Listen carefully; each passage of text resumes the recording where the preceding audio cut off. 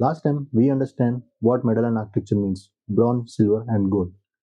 But today I don't want to keep it as just as a concept. In this video, we are going to build a end-to-end Medallion Architecture project inside Databricks using Spark and SQL. We will take a raw clickstream events, store them in bronze, clean them in silver, and finally create business-ready metrics in gold. So by the end of this video, you should not just understand the architecture, you should understand how the flow works in code. Hello everyone, welcome to Big Data Factory. I am Pranit and I have around 4.5 years of experience as a data engineer. If this is your first time visiting this channel, don't forget to subscribe for more content on big data and real world insights. In this video, I will keep things beginner friendly. I am not going to dump a huge notebook and scroll through code randomly. We'll go step by step. For every layer, we will see three things. What are we doing? What is the code? And what is the output? This is the easiest way to understand a real data engineering project. Before writing code, let's understand the project flow. We have a raw clickstream event. This data represents user activity like page views, product views, add to cart events, and purchases. The flow is simple. Raw events go to bronze, bronze gets cleaned and validated into silver, silver gets converted into gold level business data. So the flow is raw data, bronze, silver, gold, and finally SQL ready output. And remember this point, a good data engineering project is not just about writing Spark code. It is about organizing data properly so debugging, reprocessing, and analytics becomes easier. Now let's start with the setup section in Databricks.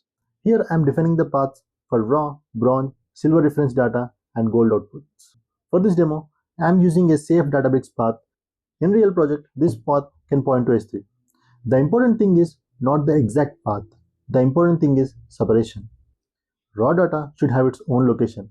Bronze should have its own location. Silver should have its own location. And gold should have its own location. That separation is what makes a project clean and explainable. Now I'm creating a small sample clickstream event. This dataset has field like event ID, user ID, event type, product ID, event time, device, page URL, and source. And I have intentionally added some problems. There is a duplicate event, there is a record where user ID is missing, and there is a product ID that does not exist in the product reference table.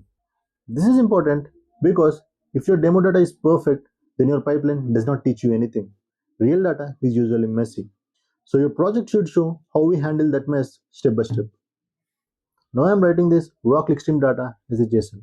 You can think of this as a source system dropping files into storage. In real life, this data could come from an app or a website, Kafka, Kinesis, or any event collection system. But for this video, I am keeping the source simple so we can focus on the data engineering flow. At this point, we are not cleaning anything.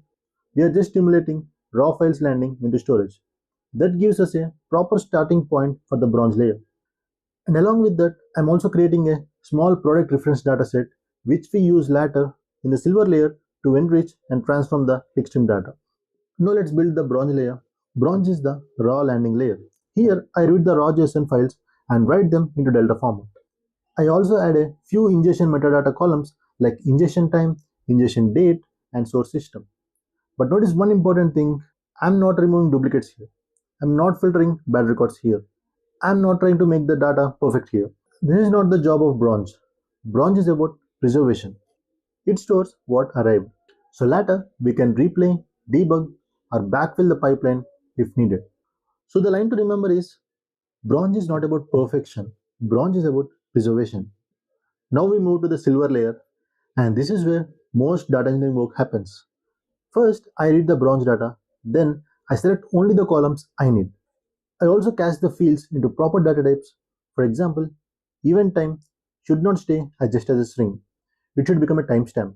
This is a small thing, but it matters a lot.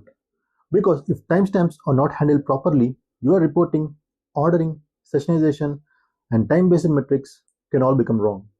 So in Silver, we are not just moving data, we are making the data usable. Next, I'm doing basic data quality checks. I'm checking the raw record count. I'm checking how many duplicate event IDs exist. I'm checking how many records have missing user IDs. And I'm checking if any event time is missing. This is the one thing many beginners skip. They directly write transformation code. But in real projects, you should understand the quality of data before you trusting it. Because bad data can silently create bad metrics. Now I clean the data. I remove duplicate events using event ID. I remove records where user ID is missing. I remove records where event time is missing. And I keep only valid event types like page view, view product, add to cart, and purchase. Now the data is more cleaner and more reliable. This is the purpose of Silver. Bronze stores the data, Silver makes it trustworthy. Now I enrich the Silver data with product information. We have a product reference table with product ID, product name, and product category. I join the clean clickstream events with the product reference table.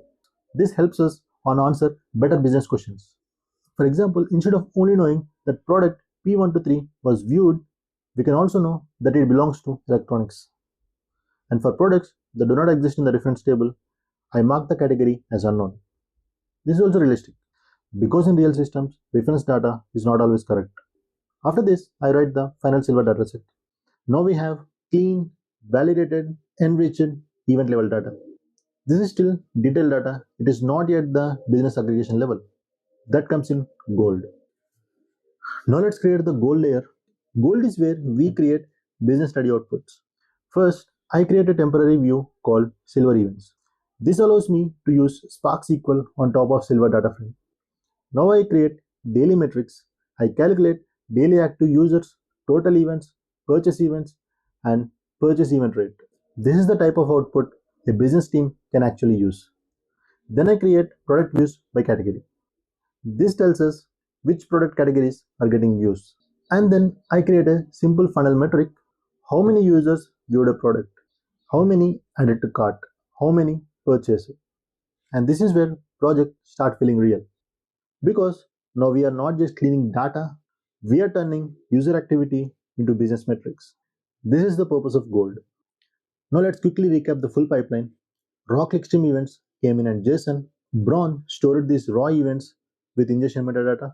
Silver cleaned the data, removed duplicates, validated important fields, and enriched it with product information. Gold created business metrics using SQL. So the complete flow is raw events to bronze, bronze to silver, silver to gold, gold to business insights. This is exactly why Medallion architecture is useful. It gives every layer a clear responsibility. Bronze preserves, silver cleans, and gold serves. Now let's think from an interview point of view. If someone asks you to explain this project, don't say, I used Spark and SQL. This is too generic. Say it like this. I built a Medallion architecture pipeline in Databricks where raw clickstream events are stored in the bronze layer. Then I used Spark to clean, deduplicate, validate, and enrich the data into the silver layer.